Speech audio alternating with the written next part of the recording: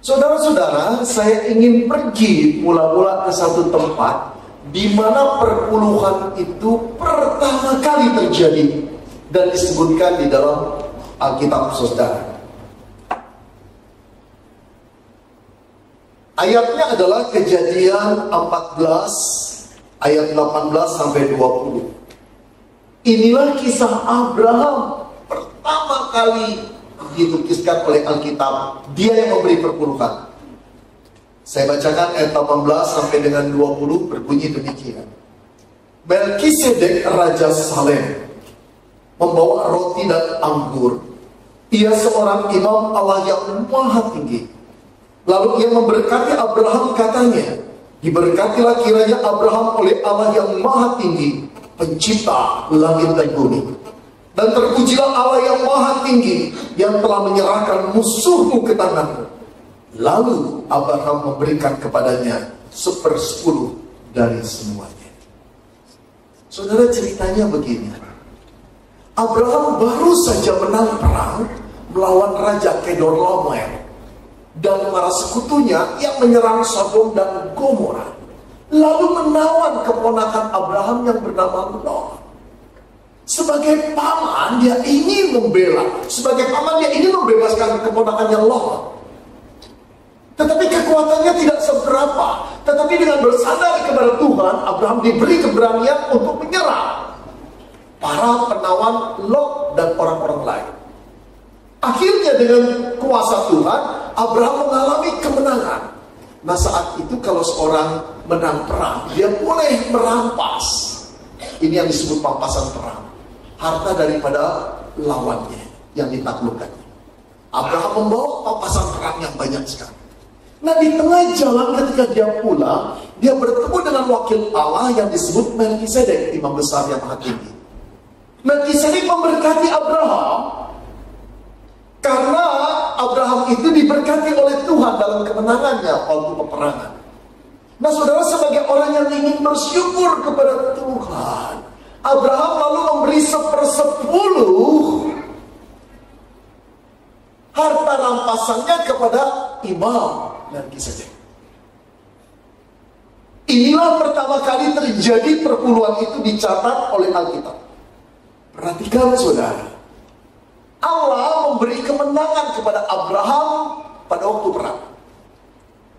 Allah tidak pernah mewajibkan Abraham untuk memberi perpuluhan. Catat itu. Abrahamlah yang berinisiatif memberi 1/10 kepada hamba Allah yang bernama Melkisedek, Raja Salem itu. Selanjutnya kalau kita periksa, tidak pernah Alkitab mengatakan sepanjang 160 tahun kemudian Abraham hidup, Abraham memberi perpuluhan lagi. Saat itu bangsa Israel belum ada. Karena nenek moyang bangsa Israel Abraham bukan. Saat itu hukum Taurat belum ada. Jadi perpuluhan itu jauh lebih tua daripada bangsa Israel dan daripada hukum Taurat. Sebelum hukum Taurat ada, Abraham sudah melakukannya. Kemungkinan besar, saudara, memang kebiasaan bangsa-bangsa saat itu memang mengucap syukur kepada dewa-dewa mereka dengan memberi 1/10. Nah, saudara, angka 1/10 itu bukan angka ajaib sebetulnya, saudara. Tetapi angka 1/10 itu angka yang sempurna, boleh dikatakan. Bukan angka mistik, tapi angka sempurna untuk mewakili. Jadi 10% itu sebagai tanda bahwa seluruh berkatku ini dari Tuhan. Kalau aku memberi 1/10-nya, angka 10 itu kan boleh. Saudara, dalam Alkitab angka 3, angka 7, angka 10 itu angka sempurna. Jadi kalau Abraham memberikan 1/10, itu satu pengakuan, satu pengucapan syukur bahwa seluruh berkat ini datangnya dari Tuhan.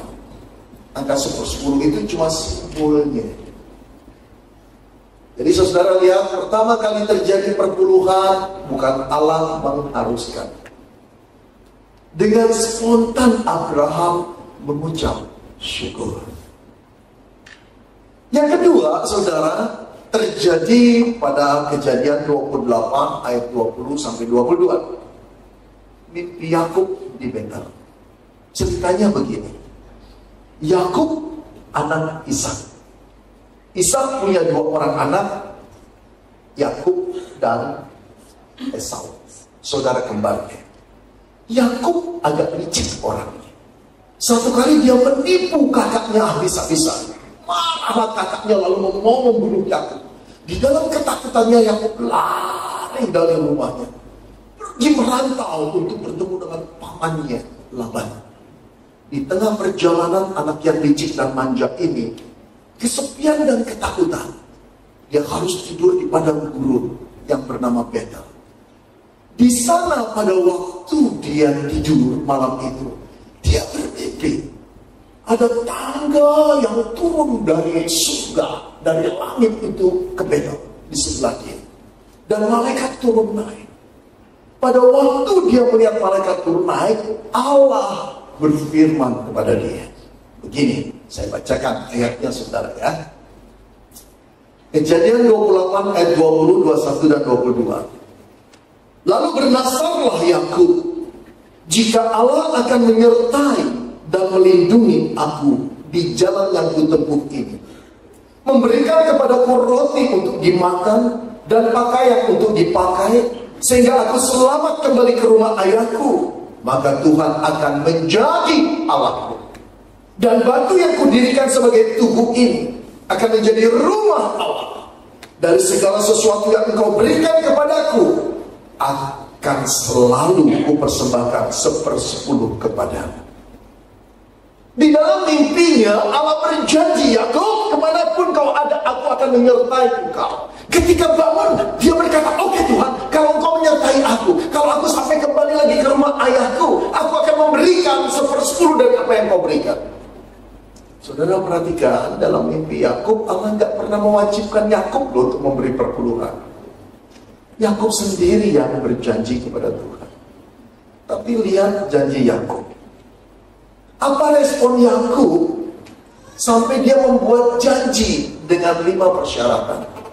Jika Allah menyertai, jika Allah melindungi, jika Allah memberikan kepadanya roti, jika Allah memberikan kepadanya pakaian, jika Allah menyelamatkannya dan ia kembali ke rumah ayahnya, baru diberikan perpuluhan. Saudara, ini bukan persembahan, ini perhitungan bisnis yang licik. Allah memberi 100%, mau dikembalikan 10%. Dengan kata lain, aku akan menjadikan engkau Allahku. Oh saudara, jangan tiru iman Yakub, iman orang yang tidak percaya, iman orang yang penuh persyaratan dengan Tuhan. Sama dengan kita, bukan? Tuhan, kalau bisnisku maju, kalau untungnya sekian miliar, aku akan memberi perpuluhan. Kalau enggak, jangan harap. Kayaknya gitu. Ini mau dicontoh. Saudara-saudara, Allah memberi 100% tanpa syarat.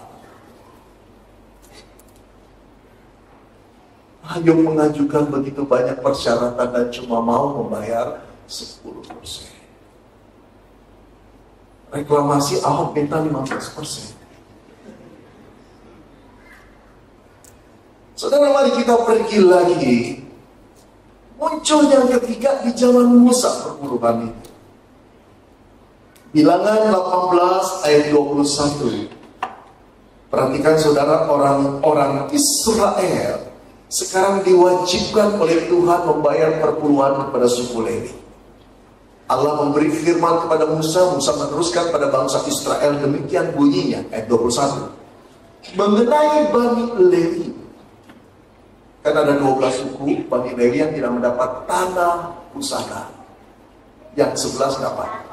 Mengenai Bani Lewi, sesungguhnya aku berikan kepada mereka segala persembahan persepuluhan di antara orang Israel sebagai milik pusaka untuk membalas pekerjaannya yang dilakukan mereka, pekerjaan pada kemah pertemuan.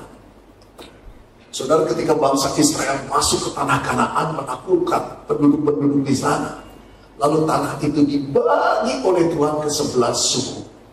Masing-masing dapat bagian untuk bercocok tanah, untuk rumah mereka dan juga untuk penghidupan mereka. Hanya suku Lewi yang tidak diberi warisan tanah. Kenapa sih? Suku Lewi dikhususkan Tuhan untuk mengatur kemah pertemuan. Kemah pertemuan itu sebetulnya seperti gereja atau bait Allah. Jadi mereka lah yang mengurus hal-hal rohani dan tatanan sosial orang Israel. Kalau nggak ada yang mengurus, ini kacau kehidupan Israel. Nah, tapi orang yang mengurus itu harus konsentrasi, betul nggak? Kalau dia punya penghidupan dan profesi yang lain, dia juga nggak fokus, nggak konsen, betul nggak? Oleh karena itu Allah mengatur, oke, kamu satu tidak ada tanam, tapi mereka jelas menempati rumah, betul nggak? Tapi tidak bercocok tanam, tidak berkebun. Nah, 11 suku itulah yang harus memberikan hasil tanah mereka, hasil profesi mereka, 1/10 bawa kepada suku Lewi.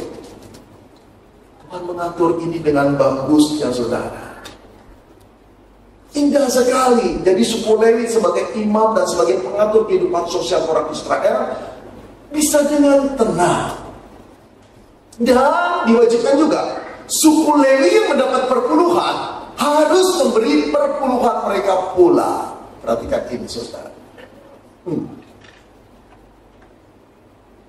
Tuhan berfirman dalam Bilangan 18 ayat 25-26. Tuhan berfirman kepada Musa, lagi haruslah engkau berbicara kepada orang Lewi dan berkata kepada mereka, apabila kamu menerima dari pihak orang Israel persembahan persepuluhan yang kuberikan kepadamu dari pihak mereka sebagai milik pusakamu, maka haruslah kamu mempersembahkan sebagian daripadanya sebagai persembahan khusus kepada Tuhan, yaitu persembahan persepuluhanmu dari persembahan persepuluhanmu itu. Saudara, kenapa sih suku Lewi diwajibkan pula? Allah tidak ingin ada umatnya, ada satu sukunya yang kemaruk akan harta. Nah, bukan uang fokusnya. Uang menjamin hidup mereka untuk konsen kepada hal-hal rohani. Tapi bukan uang, fokus pekerjaan rohani mereka. Karena itu rohaniwan juga diajar untuk memberi perpuluhan. Saudara, saya khawatir loh, hamba Tuhan yang cuap-cuap tentang perpuluhan, apakah dia setelah menerima perpuluhan memberi perpuluhan pula? Atau menganggap ya layak dong, aku kan seperti suku Lewi. Saudara, perhatikan dan kritisi. Orang Lewi tidak mendapat bagian tanah, betul? Supaya hidupnya fokus. Sebetulnya supaya hidupnya fokus ke arah kerohanian. Hamba Tuhan sekarang cuap-cuap tentang perpuluhan. Tapi bukan hamba Tuhan GKJI, minta maaf. Enggak, saya enggak bermaksud menceritakan ini karena ada hamba Tuhan GKJ kasus begini. Enggak. Tapi sangat-sangat miris kalau melihat hamba Tuhan betul-betul pandai berkhotbah tentang perpuluhan. Tujuannya agar perpuluhan itu datang pada dia. Nah, berbeda dengan orang Lewi. Orang Lewi tidak boleh memiliki tanah, tidak boleh memiliki profesi lain, bukan? Hamba Tuhan sekarang begitu banyak perpuluhan di dalam dirinya, miliaran begitu besar di dalam kantong dan koceknya, sampai punya rumah, punya ruko, punya apartemen. Bukan cuma di Indonesia, di Australia, di Amerika. Kalau giliran perpuluhan mau disedot, dia menyamakan diri dengan orang Lewi. Tapi tentang kewajiban orang Lewi diabaikan. Kalau kita, para hamba Tuhan, ingin menyajikan atau menyamakan diri dengan orang Lewi, ya jangan punya tanah dong. Fokus pada pekerjaan rohani. Hamba Tuhan yang udah kebanyakan uang, akhirnya main apa, saudara? Jadi investor, main saham, main falas, invest di mana-mana. Ini kan yang disebut Lewi. Nggak cocok, bukan? Kritisi itu, saudara. Kritisi. Saya ingin orang Kristen waktu memberi itu betul-betul paham akan kebenaran ini. Nggak dibodoh-bodohi orang. Saudara, satu kali ketika saya membentangkan ini di siaran radio, ada pertanyaan dari jemaat. Pak, bagi saya itu urusan hamba Tuhan. Kewajiban saya memberi, Pak. Itu barang milik Tuhan, bukan milik saya. Oh, nanti dulu, saudara. Karena itu barang milik Tuhan, engkau harus hati-hati memberinya. Kalau itu duitmu, nggak perlu. Itu duit saya, Pak. Saya mau kasih ke siapapun, terserah saya. Betul. Kalau engkau menganggap itu duit Tuhan, malah harus berhati-hati ngasihnya. Jangan gampangin dengan argumen, bagian saya memberi, Pak. Terserah Mbak Tuhan mau pakai apa, itu tanggung jawab dia. Justru itu uang Tuhan, kalau engkau anggap itu uang Tuhan. Nggak boleh sembarangan beri dong. Ikuti aturan-aturan Alkitab, kan? Saudara-saudara yang dikasih Tuhan, Allah mengkhususkan pada orang Lewi. Tapi mari kita lihat konsep perpuluhan di dalam Alkitab yang terus berkembang. Ya, mari lihat lagi. Di dalam Ulangan 14 ayat 28 dan 29, ternyata perpuluhan itu tidak hanya untuk orang Lewi, para imam atau para pendeta masa kini. Allah berkata demikian melalui Musa. Pada akhir 3 tahun, engkau harus mengeluarkan segala persembahan persepuluhan dari hasil tanahmu dalam tahun itu, dan menaruhnya di dalam kotamu. Allah menyuruh orang Israel, hasil tanamannya, hasil kebunnya dibawa 1/10-nya masuk dalam kotak itu. Maka orang Lewi, para imam, karena ia tidak mendapat bagian milik pusaka bersama-sama engkau, dan sekarang ditambahkan, orang asing, musafir, kemudian anak yatim dan janda yang di dalam tempatmu akan datang makan dan menjadi kenyang. Supaya Tuhan Allahmu memberkati engkau di dalam segala usaha yang dikerjakan tanganmu. Kita melihat sekarang ada perluasan konsep perpuluhan. Ternyata bukan hanya untuk orang Lewi yang harus konsen kepada pekerjaan ibadah untuk orang Israel, tapi juga perpuluhan melebar kepada orang asing yang sulit, anak yatim piatu dan janda-janda. Kalau begitu, konsep perpuluhan yang inti adalah orang Israel rela memberi sebagian dari penghasilan mereka agar orang-orang yang susah, termasuk para imam yang mengkhususkan diri untuk jadi pendeta atau rohaniwan, dan orang-orang yang sulit siapapun mereka, mendapat pertolongan dari bangsa Israel yang diberkati Tuhan. Sudah lihat ini, jadi kenapa sih harus memberi perpuluhan? Dalam rangka mengasihi sesama itu, agar nama Allah dimuliakan. Saudara perhatikan di ayat terakhirnya dikatakan, supaya Tuhan Allahmu memberkati engkau di dalam segala usaha yang dikerjakan tanganmu. Jangan dibalik, saudara. Allah memberkati mereka dulu sehingga mereka berpenghasilan. Kemudian mereka diminta Tuhan untuk membawa 1/10-nya agar para imam, musafir, anak yatim piatu, para janda dapat makanan. Setelah mereka memberi, Allah berjanji akan memberkati lagi mereka. Nah, ini bukan berarti perpuluhan diberi supaya berkat Tuhan turun. Bukan. Allah akan memberkati orang yang bisa dipercaya. Saudara, ada beberapa orang yang nitip uang kepada saya. Saya takut sekali. Kadang-kadang Mas Ustaz ini, saya titip uang ke kamu ya untuk menolong mahasiswa saat yang sulit, untuk ada orang apa-apa. Waduh, ini tanggung jawab berat. Oke Pak, oke Bu, saya kasih laporan tiap bulan. Nggak usah lah, masih sama-sama percaya. Waduh saudara, cepat uang itu ditangani oleh istri saya, sangat disiplin. Dia membuat pembukuan betul-betul. Nah saudara, kalau orang itu kirim uang, karena dia percaya pada saya, uang itu nggak diapa-apakan. Tapi sorry ya, jangan titip uang lagi sama saya ya. Saya benar-benar kelimpungan saudara, karena uang itu benar-benar bikin repot juga. Tapi karena itu bisa menolong orang lain, dan istri saya merupakan satu penata layan yang baik, yang kita ketat, saya nggak ikut campur. Ya, saya cuma lihat kalau ada yang sulit, ada uang nggak bisa bantu kan? Nah, orang itu mau percaya karena saya bisa dipercaya. Nah, prinsip inilah yang, analogi ini yang saya mau katakan. Dan aku akan memberkati engkau.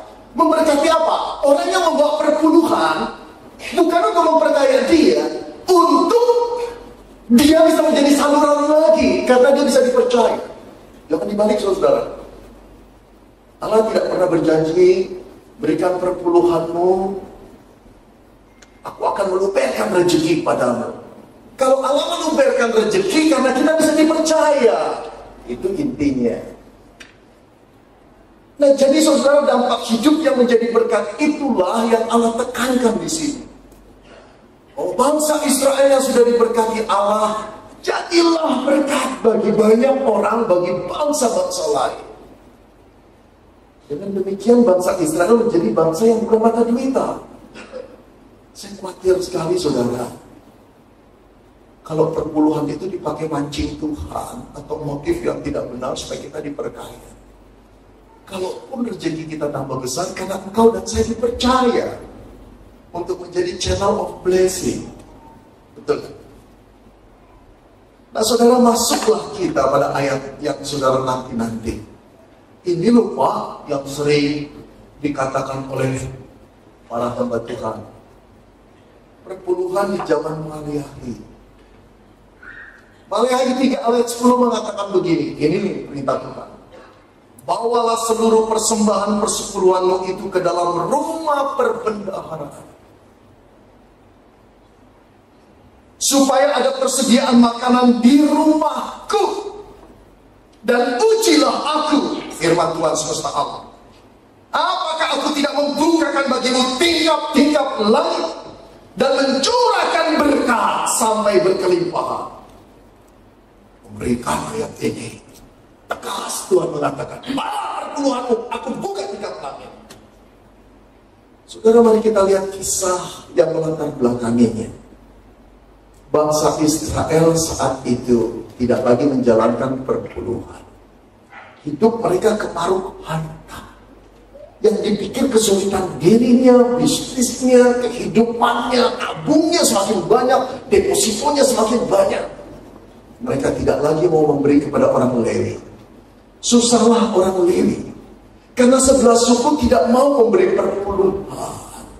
Mau nggak mau mereka ada pekerjaan, harus ada pekerjaan sampingan, bukan? Terbengkalailah urusan rumah Tuhan, urusan kerohanian, urusan kemah pertemuan. Sedangkan saudara-saudara, kemah pertemuan atau rumah pertemuan itu adalah lambang hadirnya Tuhan di tengah-tengah bangsa itu. Kalau mereka sudah mengabaikannya, itu berarti mereka menganggap sepi Allah.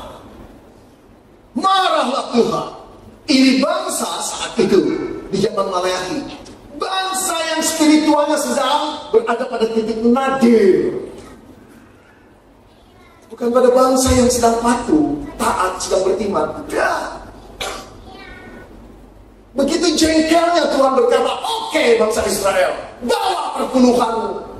Kau pikir aku tidak sanggup untuk membuka tingkap langit? Yang dimaksud tingkap langit itu turunnya hujan. Karena kehidupan Israel bergantung pada hujan, bukan? Sebagian besar mereka adalah orang-orang yang agraris, bercocok tanam. Kalau hujan gak datang, bagaimana mereka bisa punya penghasilan? Karena itu Allah berkata, bawa perpuluhanmu, aku akan turunkan hujan, biar penghasilanmu berlimpah-limpah. Nah saudara, ini dikatakan pada orang degil dan bebal. Ini keadaan anomali, saudara. Bukan keadaan normal. Waktu Allah mengatakannya, Allah dalam keadaan murka. Dia menantang agar umat Israel percaya kembali bahwa segala usahaku sanggup memberkati engkau. Begitu. Tapi Allah tidak bermaksud untuk menjadi motif. Kalau engkau bawa perpuluhan, aku buka tingkap langit. Saudara, inilah yang membuat kita miris. Banyak anak Tuhan memberi perpuluhan, sebetulnya bukan memberi dengan kerelaan, ada hitungan-hitungannya. Tuhan, kenapa ya bisnisku kayak ini?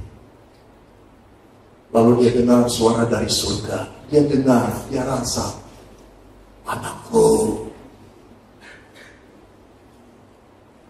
bisnismu baik, income-mu rusak berantakan karena sudah 2 tahun kau tidak memberi perpuluhan. Ya Tuhan, betul Tuhan.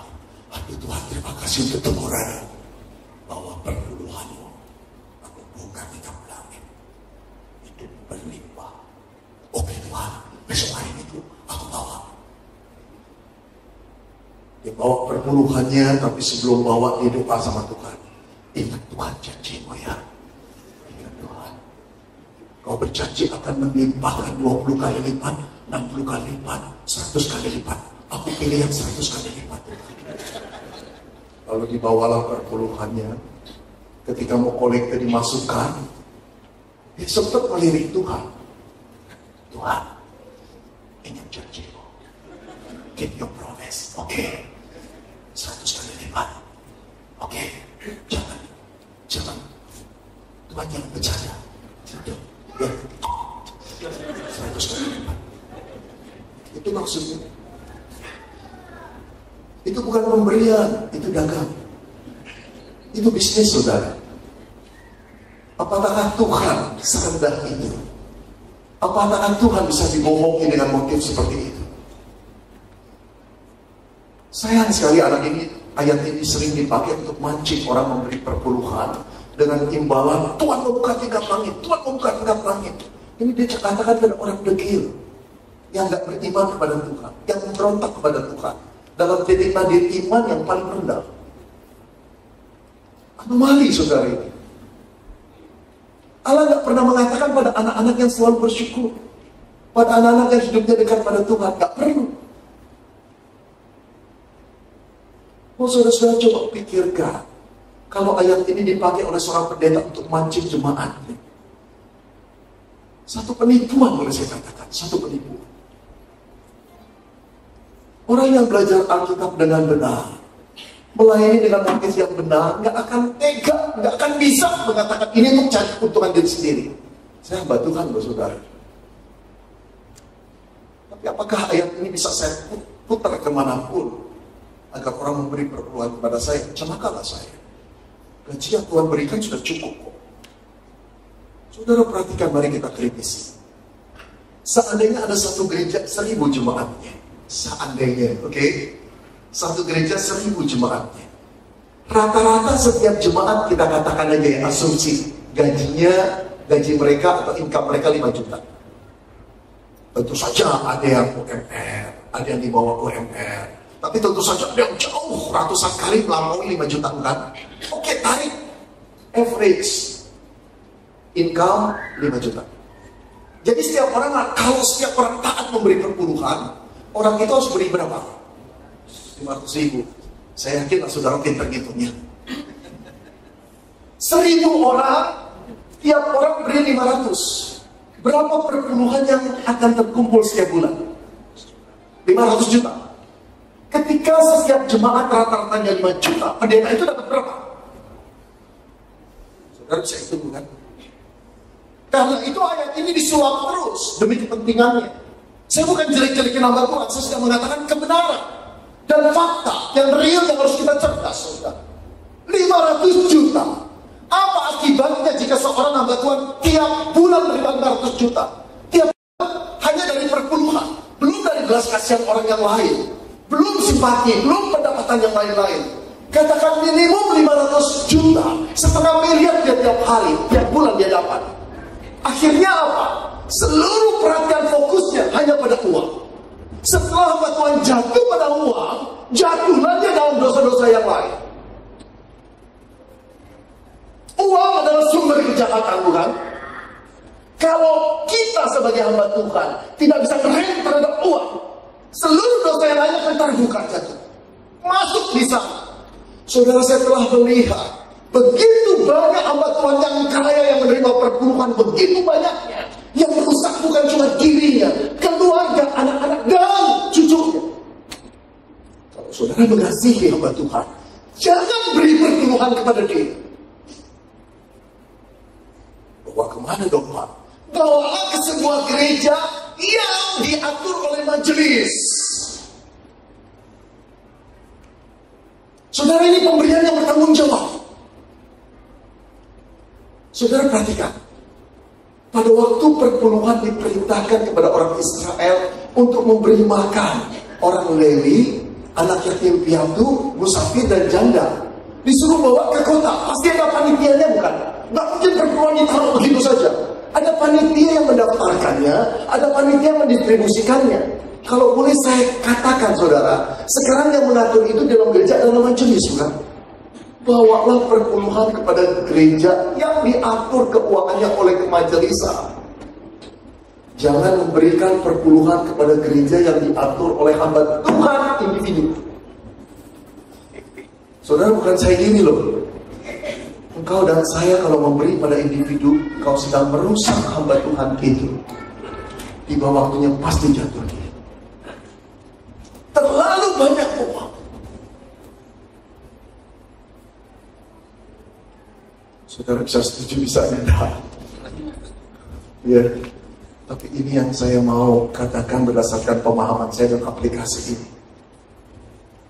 Kalau saya tiap minggu diberi perpuluhan oleh jemaat, saya akan rusak. Saya nggak akan concern untuk mikirkan firman Tuhan. Khotbah saya pasti Maleakhi 3 ayat 10 terus. Jangan, saudara. Kalau saudara sekali-sekali mau memberi pada hamba Tuhan, boleh sekali-sekali. Tapi tidak punya kecenderungan satu gereja hanya pada satu hamba Tuhan. Jangan, rusak nanti dia. Terlalu banyak. Ketika setiap jemaat cuma dapat income rata-rata 5 juta, hamba Tuhan itu 500 juta. Yang celaka, belum tentu dia terima 500 juta, 50 juta per 10-nya juga diberikan. Saudara, mari sekarang kita lanjut lagi. Jadi Maleakhi 3 ayat 10 adalah firman dalam keadaan anomali. Saudara cari di ayat lain di dalam Alkitab, tidak ada. Satu-satunya terjadi pada Maleakhi 3 ayat 10. Di dalam kondisi kerohanian yang betul-betul rendah, orang Israel tantang Tuhan. Sekarang mari kita lihat perpuluhan di dalam perjanjian baru. Jadi kalau lihat menyimpulkan Alkitab dari perjanjian lama sama perjanjian baru, ya teliti pelan-pelan, lalu tarik kesimpulan. Sekarang perjanjian baru. Saudara, saya ingin pergi kepada Yesus yang menyatakan perpuluhan. Saudara, mengagetkan sekali. Yesus tidak pernah berbicara tentang perpuluhan, kecuali di satu tempat ini. Cuma satu kali. Dan pada waktu dia mengatakan itu, dia sedang menegur orang Farisi yang menganggap dirinya beragama, saleh, merasa benar karena melakukan Taurat. Yesus berkata demikian dalam Lukas 11 ayat 42. Tetapi celakalah kamu, hai orang-orang Farisi, sebab kamu membayar persepuluhan dari selasih, inggu, dan sejenis sayuran, tetapi kamu mengabaikan keadilan dan kasih. Yang satu harus kamu dilakukan, yang lain jangan diabaikan. Saudara, pertama saya ingin memberi catatan. Teguran ini diberikan kepada orang Farisi, bukan kepada murid Yesus, bukan pada semua orang. Orang Farisi yang hidup di dalam Taurat. Mereka bangga sekali. Mereka sudah melakukan hukum-hukum Taurat, termasuk persepuluhan. Tapi Tuhan mengkritik mereka. Persepuluhan kamu perhatikan, tapi keadilan dan kasih kamu abaikan. Oh, saudara, bagaimana mungkin persepuluhan kita bawa ke rumah Tuhan? Kita merasa diperkenan Tuhan, tetapi keadilan tidak kita lakukan. Kalau kau pengusaha, sudahkah kau membayar karyawanmu dengan UMR? Kalau kau seorang nyonya atau seorang tua, sudahkah kau memperlakukan dengan adil pembantumu? Saudara, pada waktu saya studi di Amerika, saya melayani sebuah gereja di Indonesia. Di sana ada seorang pembantu yang baru mengenal Yesus di sana, pembantu Indonesia. Kemudian dia bercerita, Pak, sudah 3 tahun gaji saya ditahan oleh nyonya saya. 3 tahun. Alasannya selalu saya kumpulkan. Sekarang saya sudah mau keluar, Pak, mau pulang ke Indonesia. Dia berkata, apa 3 tahun gajimu? Gak ada. Kita kan sama-sama hidup. Kamu numpang di Amerika, kamu makan di rumah saya, ya kamu kerja itu impas. Saudara yang mengatakan gitu majelis. Kok bisa sih? Saudara, Allah paling murka kalau kita bertindak atau umatnya bertindak tidak adil.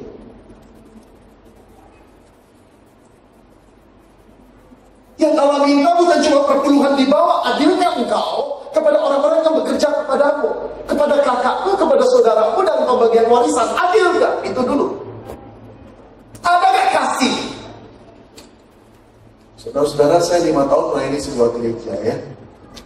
Kalau ada perayaan-perayaan, entah itu Natal, entah itu Paskah, entah itu Pekan Penginjilan, kapan di gereja banyak sekali kan? Lalu ibu-ibu mulai bungkus sisanya. Ketika melihat saya keluar dikejar, Pak Beni, makanan buat Pak Beni. Sudah Bu, saya sudah makan. Buat semua, buat anak-anak. Mereka sudah tidur, mereka sudah makan juga. Nggak apa-apa Pak Beni bawa. Lalu saya berkata, beri sama satpam Ibu, beri sama poster, beri sama keliling saya ke gereja. Oh enggak deh. Saudara, saya sedih punya jemaat kayak gitu. Gak perlu, aku udah kenyang kok, aku bisa beli makanan sendiri. Mereka yang menanti-nanti bungkusan itu kemana lagi? Ya dibawa, bisa. Ya yang terakhir dibawa juga. Di mana rasa keadilan itu? Di mana kasih kita? Orang-orang itulah yang perlu. Kok sampai dibawa pulang? Emangnya kita kelaparan? Kurangkah kasih Allah sama kita? Itu loh prinsip adil. Itu loh prinsip kasih. Buat apa engkau dan saya memberi perpuluhan pada pendeta usaha? Tapi keadilan di rumahmu, di kantormu, di usahamu, nggak kau lakukan. Wih, kalau bagi saya menerima uang itu seperti uang panas. Aku pengen kembalikan saja. Gak perlu kasih aku. Perlakukan pegawaimu dengan adil. Ini yang terjadi pada orang Farisi. Tidak adil, tidak punya kasih, tapi bangga melakukan perpuluhan. Nah, perhatikan saudara. Ayat ini dikatakan pada orang Farisi yang masih hidup di dalam Taurat. Tidak dalam anugerah Tuhan, karena mereka tidak percaya, rata-rata mereka tidak percaya pada Yesus. Tetapi pada muridnya Yesus dia berkata, beri perpuluhanmu, lakukan dengan adil dan kasih. Tidak ada satu perintah kepada para murid Yesus di mana para murid diharuskan Yesus untuk memberi perpuluhan. Tidak. Jangan keliru saudara. Lihat Alkitab, baca dengan teliti. Ini dikatakan pada orang Farisi yang hidup di dalam Taurat. Oke, dengan kata lain. Kalau hidupmu di bawah Taurat dan kamu bangga melakukan Taurat, saya katakan kepada kamu, jangan cuma perpuluhanmu, adilmu di mana, kasihmu di mana. Begitulah kira-kira. Tapi dia tidak berbalik kepada Petrus, Andreas, Yohanes. Kamu juga harus melakukan perpuluhan dengan adil dan kasih. Tidak. Karena apa dia tidak perintahkan muridnya? Karena para murid hidup di dalam anugerah Tuhan. Diselamatkan bukan karena Taurat, tapi karena anugerah Tuhan. Dan nanti kelak mereka baru tahu anugerah Tuhan itu adalah kematian Yesus sendiri di kayu salib. Saudara, kalau baca Alkitab memang perlu teliti pelan-pelan. Ada satu ayat lagi yang nggak menyebut perpuluhan, tapi di dalamnya jadi kontras, yaitu Lukas 18 ayat 10 sampai 14. Perumpamaan tentang orang Farisi dan pemungut cukai. Orang Farisi selalu merasa diri benar. Pada orang yang merasa diri benar, Yesus mengatakan perumpamaan begini. Satu kali datanglah 2 orang ke bait Allah. Yang satu orang Farisi, yang satu lagi pemungut cukai. Saudara, orang Farisi itu seperti polisi Tuhan, wakil Tuhan, orang yang menganggap diri saleh, ketat memegang Taurat Tuhan. Pemungut cukai itu sama hinanya dengan pekerjaan PSK, pemeras, gak ada adilnya, gak ada kasih. Masuk ke bait Tuhan, dua-dua berdoa. Ini perumpamaan yang Tuhan beri, cerita yang Tuhan beri. Orang Farisi datang ke bait Allah, dia berdoa. Tentu saja doa begini, saudara. Sorry ya, bukan begini. Lipat tangan, tutup mata, lalu berkata, Tuhan, aku bersyukur kepadamu. Oh, rupanya dia ingin bersyukur. Apa isi doanya? Aku bersyukur kepadamu Tuhan, karena aku tidak sama dengan semua orang lain. Tuhan di surga pasti what? Jadi kalau boleh saya gambarkan, secara fisik barangkali doanya lipat tangan, tetapi mata batinnya atau manusia batinnya kali begini. Aku bersyukur kepadamu Tuhan, aku tidak sama dengan semua orang lain.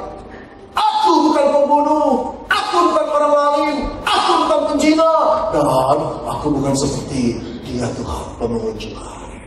Gitu. Itu kan doa bersyukur? Bukan. Itu doa show off namanya. Sedang pameran. Aku tidak sama dengan dia. Siapa itu? Pemungut cukai, orang berdosa yang diklasifikasi analoginya atau selevel dengan PSK. Lalu dilanjutkan lagi.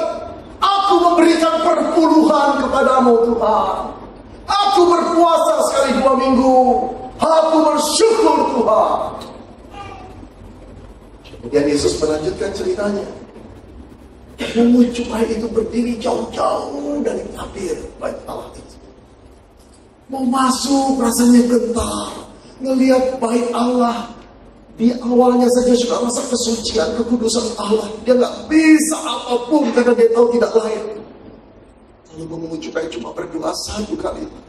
Kasihani aku orang berdosa ini Tuhan. Dia pukul-pukul dada.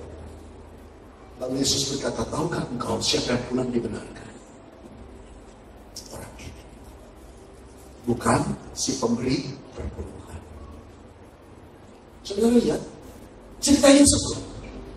Yesus tidak menganjurkan kita memberi perpuluhan. Tapi Yesus memberi satu cerita. Ada orang yang rajin memberi perpuluhan, juga ditolak Tuhan. Bahkan yang tidak pernah memberi perpuluhan, yang melakukan kejahatan, kebejatannya sudah begitu rupa. Ketika datang dengan hancur hati, diterima dan dibenarkan.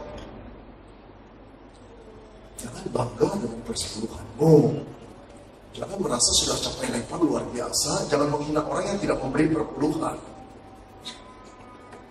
Cuma 2 tempat ini yang Yesus katakan. Jadi kesimpulannya apa? Perpuluhan wajib atau tidak?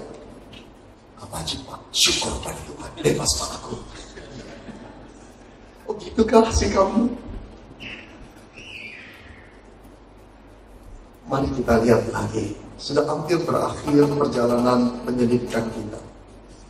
Sekarang mari kita lihat para rasul yang menginjili orang-orang yang belum percaya, lalu orang yang percaya itu mendirikan gereja. Carilah di kitab Korintus, Galatia, Efesus, Kolose, ada nggak perintah rasul memberi perpuluhan? Tidak ada. Ada 2 kemungkinan tidak ada. Karena setiap orang sudah paham harus memberi perpuluhan. Atau memang perpuluhan tidak diwajibkan. Yang saya berpikir justru yang kedua. Kalau memang perpuluhan itu wajib, pasti para rasul penulis surat itu. Yang ada adalah berilah, bawalah persembahanmu dengan sukarela. Itu loh intinya. Jadi persembahan ada, tapi bukan satu kewajiban. Tapi sukarela. Allah memandang hati yang sukarela. Tidak ada Allah bisa pandang. Kalau engkau memberi untuk dapat 60%, 60 kali lipat, 100 kali lipat, buang untuk perpuluhan kayak gitu. Tidak akan diberkati Tuhan. Nah saudara, tetapi sampailah pada klimaksnya. Yang dikatakan Paulus dalam Roma 12 ayat yang pertama dan kedua. Ayat pertama saja. Saya bacakan. Karena itu saudara-saudara, demi kemurahan Allah, aku menasihatkan kamu, supaya kamu mempersembahkan tubuhmu sebagai persembahan yang hidup, yang kudus dan yang berkenan kepada Allah. Itu adalah ibadahmu yang sejati. Berapa persen yang Allah minta? Bukan 10%. Seluruh diri kita persembahkan sebagai persembahan yang kudus, yang hidup dan berkenan kepada Tuhan. Jadi bukan 10%, 100%. Hidup kita ini milik Tuhan. Dan ini sama bukan? Ketika Abraham memberikan 10% kepada Melkisedek, saya sudah katakan, angka 10 itu cuma representatif, simbolis bahwa seluruh hartaku ini dari Tuhan.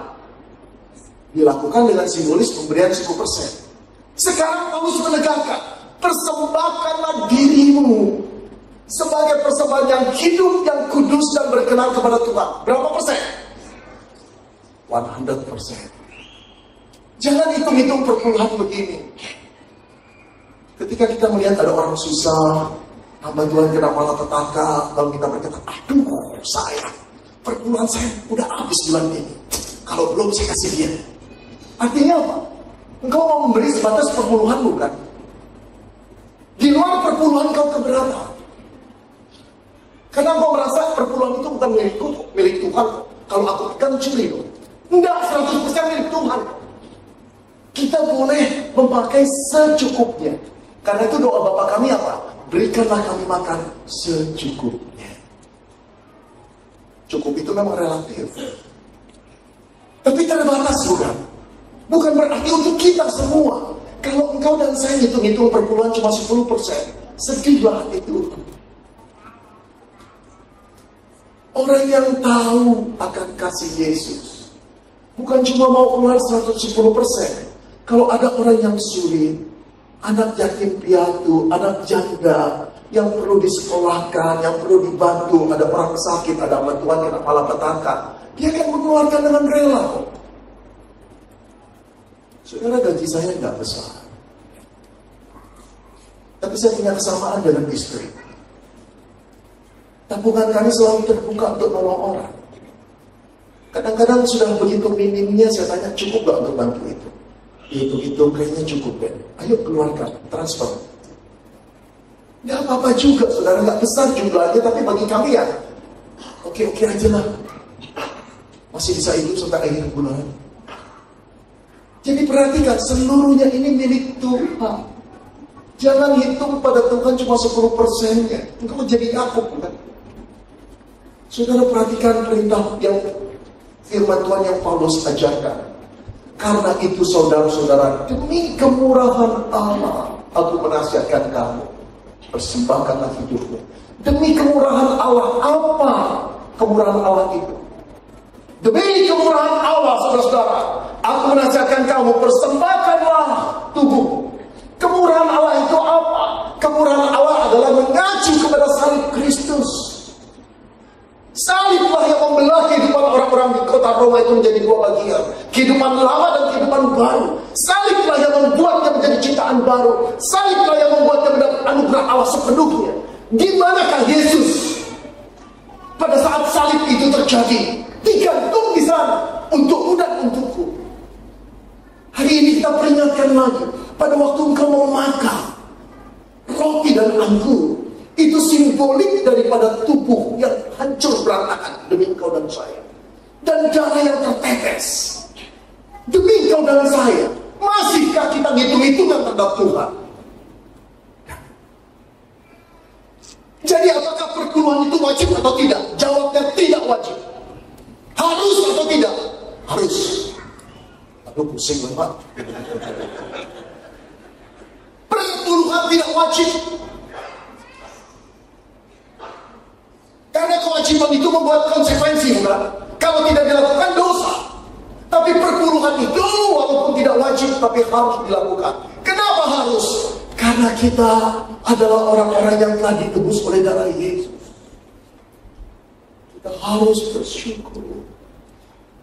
Bukan cuma 10%. Seluruh yang ada padaku ini Tuhan milikmu. Bermula dari engkau, diberkati oleh engkau. Dan aku ingin selalu bersyukur kepada. Saudara, hampir tiap kali saya bangun, saya doanya begini. Tuhan, pertemukan aku dengan orang-orang yang perlu aku tolong hari ini. Saya tidak mengatakan Tuhan berkati aku dong lebih banyak lagi. Sudah. Kurang cukup apa? Banyak uang rusak kita, bukan? Tuhan berkati aku. Pertemukan aku dengan orang-orang yang harus ditolong hari ini. Itulah rencana Tuhan memberikan engkau berkat untuk menjadi channel of blessing. Wajibkah perpuluhan? Tidak. Haruskah? Iya. Kenapa? Sebagai ungkapan syukur, bukan kewajiban. Mari kita berdoa.